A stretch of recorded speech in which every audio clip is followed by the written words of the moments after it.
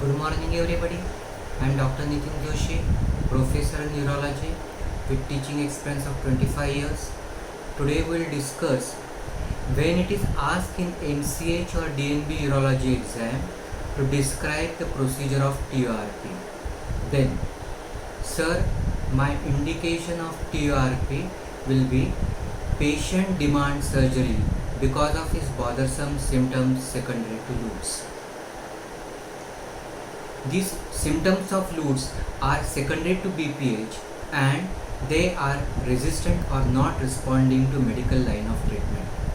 The examiner may ask, Doctor, what are the other indications of TURP? The other indications of TURP: 1. Refractory acute urinary retention. Refractory, that is at least one failed catheter-free trial. Second, in spite of patient being on the medical line of treatment for a long time, repeated episodes of acute urinary retention. Third, conditions which are surely because of secondary to BPH. 1. There is gross hematuria secondary to BPH not responding to 5-alpha reductase inhibitor. Second, recurrent urinary tract infection secondary to BPH. Third, renal insufficiency because of BPH.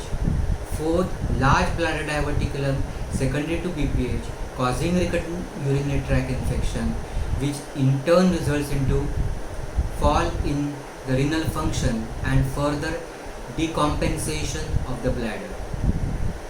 In past, even bladder calculi secondary to BPH was also indication for TURP, but as per the recent AUA guidelines, after the management of bladder calculi, initially the medical line of treatment should be given and then should be assessed. After I rule out the contraindications, I will counsel the patient for TURP. The examiner will ask, Doctor, what are the contraindications for TURP? The contraindications for TURP is untreated bleeding disorder. Second, untreated active urinary tract infection. Third, that is recent history of myocardial infarction of cerebrovascular accident. Fourth, poor life expectancy because of advanced malignancy or because of compromised heart or lung function or liver cell failure. Then, where the patient cannot be given lithotomy position because of bilateral contracture of hip.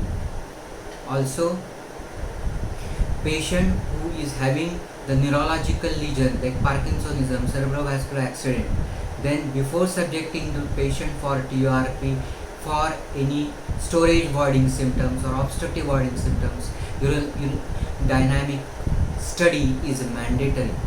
Once you confirm on the urodynamic study that there is an obstructive element that is in the voiding phase, there is high intravesical pressure, then only one can subject the patient for TURP.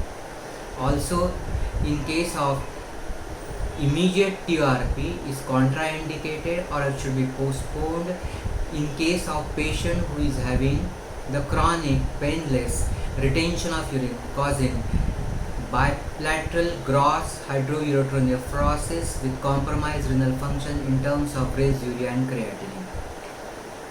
Then the examiner will ask, patient if presents with chronic painless retention with bilateral gross hydroureteronephrosis with compromised renal function, what is your treatment? Then your answer will be, sir, first I will assess the patient for his vital parameters. I will look for PALAR, acidotic breathing, evidence of fluid retention in terms of rate JVP, bilateral edema feed, puffiness of face. If signs symptoms of uremia, I will advise patient admission.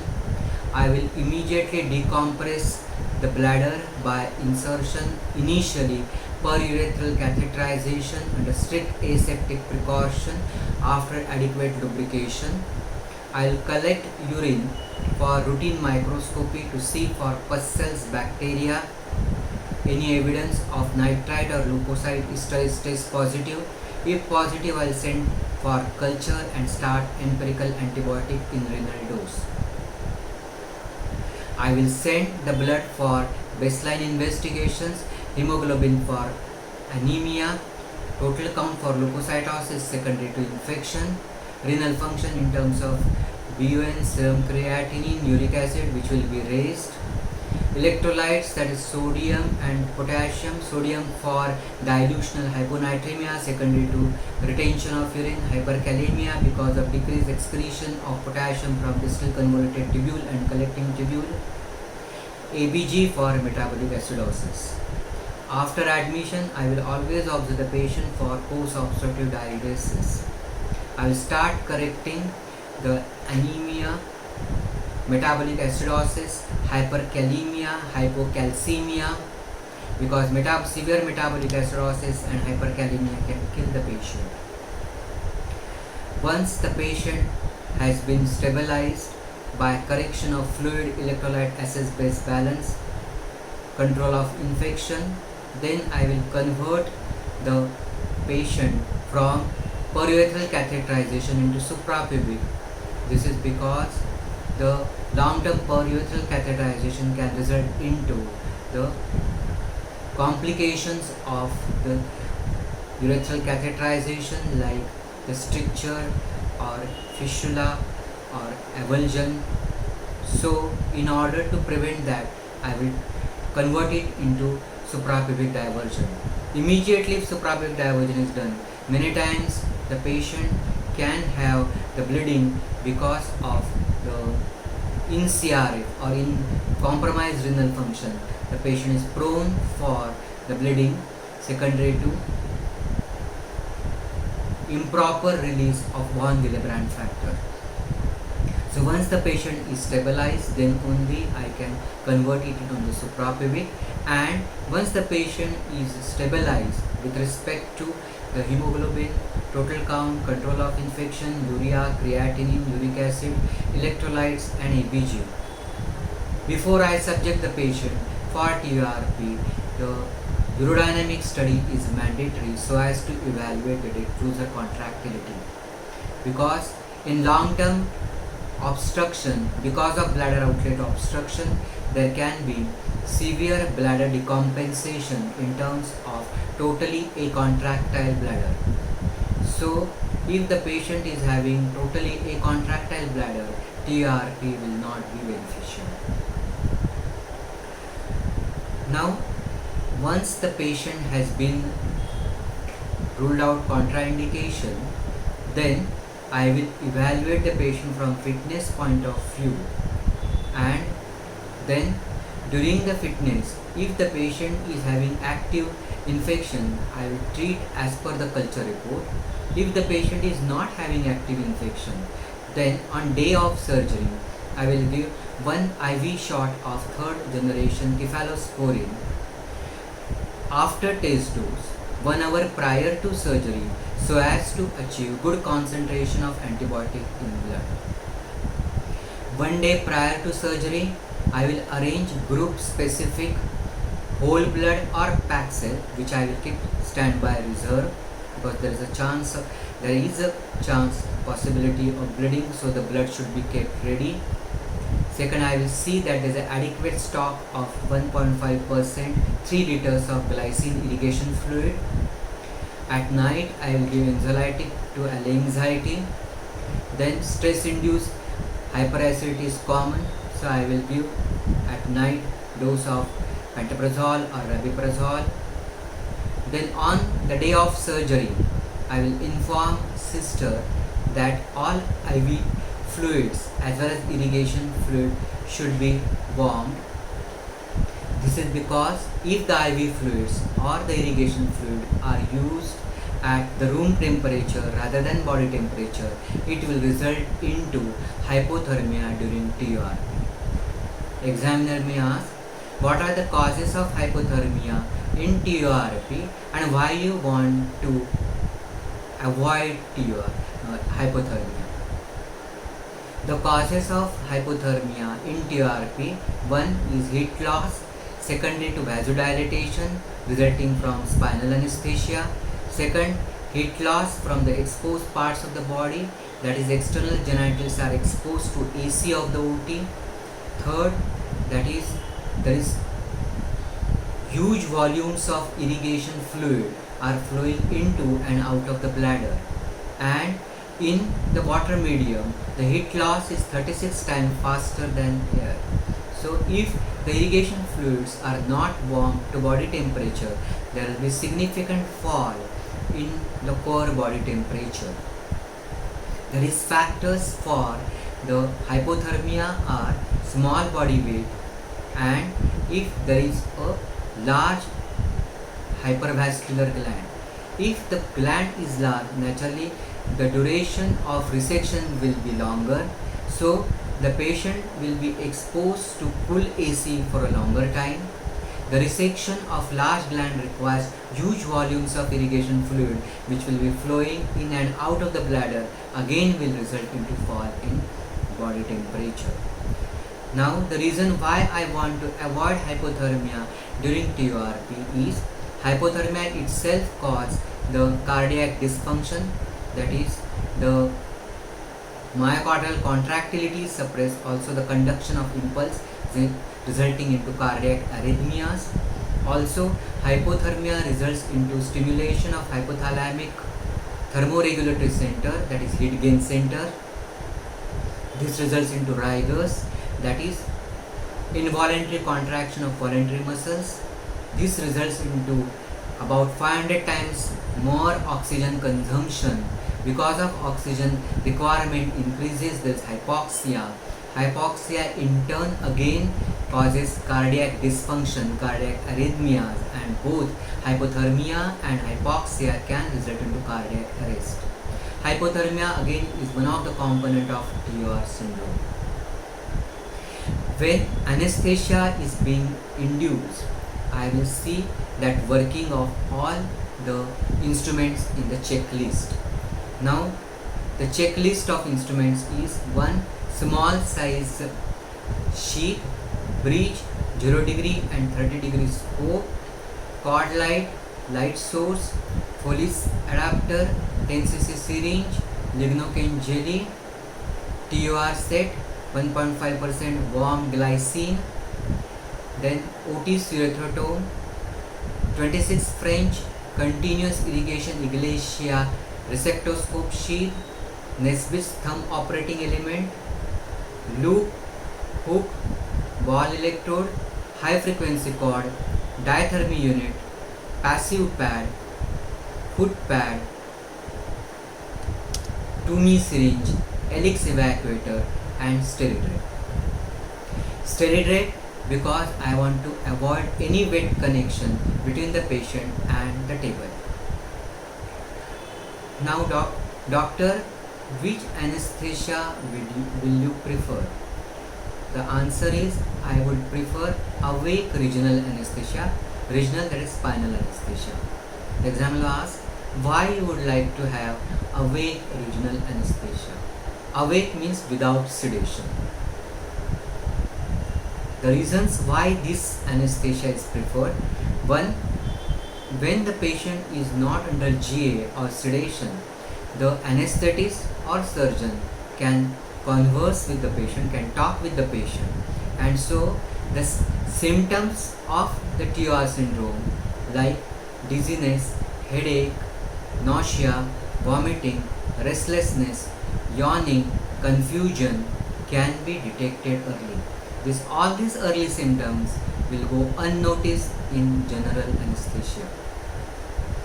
Second, the recovery in case of spinal is easy, early, and smooth. Also, since the anesthesia in spinal weans early and incidence of nausea, vomiting is almost minimal or nil, patient can start orally earlier as compared to GA. In spinal, there is better pulmonary toilet. In general anesthesia, the incidence of nausea, vomiting, retching, coughing is more. and so there is always a chance of opening of coagulated blood vessels, which may result into reactionary hemorrhage. Also, because of the spinal anesthesia, some duration of post-op analgesia. Also, because of the spinal anesthesia, there is vasodilatation. This results into fall in the BP, resulting into fall or decrease in the intraoperative bleeding. Also, during the TURP, some amount of irrigation fluid is always absorbed, about 800 to 1200, average of 1 liter. This vasodilatation is beneficial because if there is sudden absorption of this fluid, it will result into circulatory overload. Because of vasodilatation, the absorption of this fluid is without circulatory overload. Once the anesthesia is given, I will give the standard lithotomy position by lifting both the legs simultaneously and resting simultaneously in properly supported leg rest. I will confirm the properly fitting the passive electrode. I will also remember that during the resection of the anterior part of the prostate, that is between 11 o'clock and 1 o'clock, the head low position of 20 degree is beneficial. It is more comfortable, more easy, more accessible. However, in this position, there is always increase in the hydrostatic pressure in the prostatic fossa and bladder, resulting into high incidence of absorption of the irrigation fluid into circulation. So I will try to keep this head low position as little time as possible so as to prevent the incidence of TUR syndrome. Once the parts are prepared, painted and draped, then in order to prevent the wetting and wet connection between the patient and the table, SteriDrape is put. All connections, that is light source, camera, high frequency cord and irrigation fluid is started. Then I will start with the first step of TURP, and that is pan endoscopy. I will do pan endoscopy with smallest size sheath with adequate lubrication, under vision, with good illumination, with good irrigation flow without force. Then I will do the Otis ureterotomy. This Otis ureterotomy is for the calibration and dilatation of the external urinary meatus and anterior urethra. Immediately I will insert assembled 26 French resectoscope with straight blocking obturator so as to negotiate external urinary meatus. After negotiating external urinary meatus, I will change it to the visual obturator and I will enter into the bladder. After entering into the bladder, I will change the visual obturator to the thumb operating working element with the loop. Once into the bladder, I will assess the different parts of the gland in terms of length and width, because gland varies in its width as well as length. Then I will measure the distance from bladder neck to Veru in terms of loop length. Before I start the resection, I will keep in mind the basic principles of resection. Then I will start with the resection as per the Mormai's principle, that is the resection of the floor sector between 5 and 7 o'clock by making marking trench technique, by single cut technique and divided cut technique. The rest of the adenoma I will resect by the rapid sequence serial cutting. While resecting at the bladder neck, I will resect by predetermined starting point with some irrigation fluid in the bladder. While resecting near the Veru, that is protecting the external sphincter, I will be resecting by predetermined endpoint. After resecting the 5 and 7 o'clock, I will proceed my resection from floor to roof, that is from 7 to 9 o'clock and from 5 to 3 o'clock, again by marking trench technique. I will keep my resection of the anterior part of the lobe, that is between 11 o'clock and 1 o'clock, as well as apical lobe at the last. During resection of the 11 and 1 o'clock position. I will rotate my instrument to 180 degree and I will give you head low position only for short duration and only if required. Near the Veru, that is so as to protect the external sphincter, I will resect by predetermined endpoint by rapid sequence serial cutting from right to left and left to right, but by smaller, shallower and shorter cuts. Once the entire resection is complete, I will evacuate my TUR chips with the help of helix evacuator, and then comes the last step of the TURP, and that is to confirm and assess the adequacy of the resection as well as hemostasis. In order to confirm the adequacy of the resection and the homeostasis, I will follow reverse flow technique. That is, I will start the irrigation fluid so as to make the bladder at least halfway full. If there is any suprapubic catheter or channel, I will close it. Once the bladder is halfway full, I will close inlet, bring the resectoscope sheet, that is telescope, at Veru and start the outflow. Once the outflow is started, the irrigation fluid will start flowing from the bladder across the resected prostatic fossa through the outlet channel. This irrigating fluid will direct any minute tiny bleeding. Also, as the irrigation fluid starts flowing, the intravesical pressure falls to 0, and along with that, even the bubbles which have accumulated in the fundus will leave fundus and will occupy prostatic fossa. So, because of this 0 intravesical pressure, even the minor venous bleeder will be clearly seen. It is more so because of presence of the air medium, and that is the bubble, this bleeder can be seen. But though there's temptation of coagulation, one should avoid coagulation in air medium because of possibility of explosion.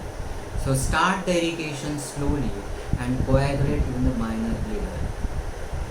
When the bladder is completely collapses and pressure, the intravesical pressure is 0.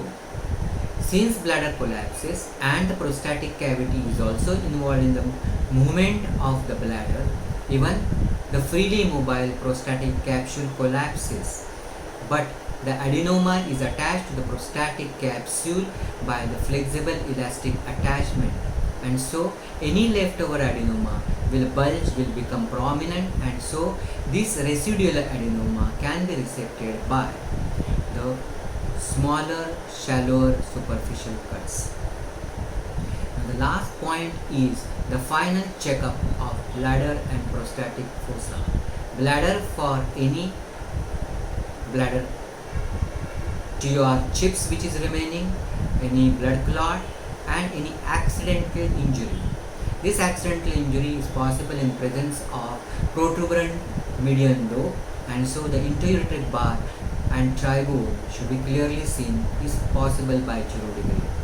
Then prostatic fossa should be evaluated for any bleeder, any residual adenoma and the smoothness of the cavity, because there is irregular prostatic fossa. In these crevices favor lodging of the bacteria, and hence it favors the post-op urinary tract infection as well as storage voiding symptoms. Now the time is to insert the 3-way 20 French Foley's catheter under strict aseptic precaution after adequate lubrication. Once it's confirmed that the catheter has fully gone in the bladder, then the balloon is inflated to 30 to 40 and the irrigation with the 1 liter normal saline or 3 liter normal saline is started slowly, but it is warmed normal saline, and the lithotomy position changed to supine and the mild traction is given by strapping. One has to note that if the prostatic fossa is irregular or large prostatic cavity, there is a possibility of or even some doubt of undermining of the trigone, then the eye or the tip of the catheter may get coiled in the prostatic fossa, and So before the resectoscope sheath is removed, the glide wire is inserted, and then the 3-way 22 French Foley's catheter can be threaded easily on this glide wire. Thank you.